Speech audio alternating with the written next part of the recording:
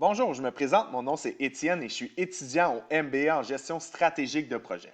Donc aujourd'hui, pour mon partage thématique, je souhaitais vous parler du livre de Paul Collier, The Future of Capitalism, et en fait des grandes lignes que j'ai pu soutirer de ma lecture que je vous conseille fortement. Donc, justement, pour Collier, bien, le capitalisme, ça fait partie d'une idéologie dominante qui a justement façonné notre monde actuel. Il avance aussi qu'il est incontestable qu'à travers le monde, cette idéologie-là, elle a fait reculer la pauvreté tout en faisant grandir, en fait, le niveau global de richesse d'autres personnes. Il mentionne aussi que le capitalisme, ça provoque également de graves fractures au sein des populations, puis ça plonge les sociétés dans des crises économiques et sociales. Ça amène aussi, selon lui, une radicalisation politique et une confrontation idéologique sur la définition morale de la société elle-même. Donc, en gros, pour lui, pour retrouver confiance en l'avenir, il dit que c'est urgent d'abolir le modèle paternaliste actuel pour le remplacer par un autre qu'on va pouvoir voir plus tard. Donc, Collier, justement, comme je vous disais, il affirme qu'on a pu voir apparaître trois crises principales qui affectent notre société. D'abord, il y a un écart économique géographique entre les mégalopoles à l'économie florissante et les villes qui sont laissées, eux, à l'abandon. Donc, la logique mondialiste, ça a entraîné la concentration d'activités dans des zones géographiques localisées, alors que les grands gagnants, eux, les grands gagnants de la concurrence, ils ont joui d'une croissance forte. Les perdants, eux, de leur côté, ont vu leur population locale s'appauvrir. Ensuite, un écart d'éducation entre les sociétés confortables des personnes diplômées et l'absence de débouchés pour celles qui n'ont pas fait d'études.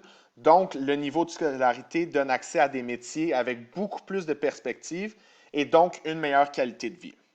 Puis finalement, il mentionne que dans une société, le sentiment d'appartenance permet de construire une identité morale. Donc, des valeurs qui sont partagées différemment dépendent des groupes culturels. Ici, je vous ai donné l'exemple des démocrates et les républicains que je trouvais qui est un exemple très intéressant. Donc, selon lui, la fondation morale d'une société, ça s'exprime selon trois niveaux d'intensité. D'abord, il y a le niveau intime, qui est vraiment le niveau plus engageant. Puis ça s'agit des obligations que vous pouvez avoir envers les membres de votre famille ou les membres de votre entourage. Ensuite, on voit le niveau social, où le sentiment d'obligation provient d'une norme de société. Ces devoirs mutuels se construisent en fait et existent par la pression sociale elle-même. Puis finalement, on voit le niveau de la personne éloignée, qui est le niveau vraiment le plus bas, au niveau le plus bas d'intensité. Par exemple, il peut s'agir de l'obligation de secours pour une population plus lointaine qui est touchée par une catastrophe naturelle. Donc, en gros, le sentiment d'appartenance à un groupe, ça ne se construit plus dans un environnement local. C'est devenu normal, en fait, de s'alarmer pour une situation qui a lieu à l'autre bout du monde, tandis que les problématiques locales, elles, sont ignorées.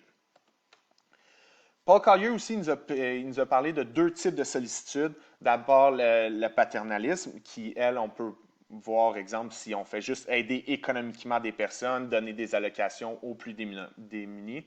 Alors que le matérialisme, lui, ça va être d'accompagner et de guider les personnes, aider en fait les moins nantis à trouver leur voie. Pour finir, selon Collier, la restauration des normes éthiques, c'est en fait en lien avec à la fois la famille, l'entreprise, l'État et la planète. Puis de mon côté, il y a deux solutions qui ont été proposées de sa part qui ont vraiment capté mon attention. Soit la solution aux crises actuelles, ça doit passer par la restauration du sentiment d'appartenance et du respect des obligations.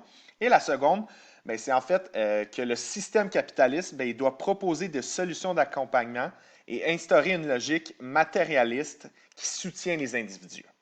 Merci de m'avoir écouté.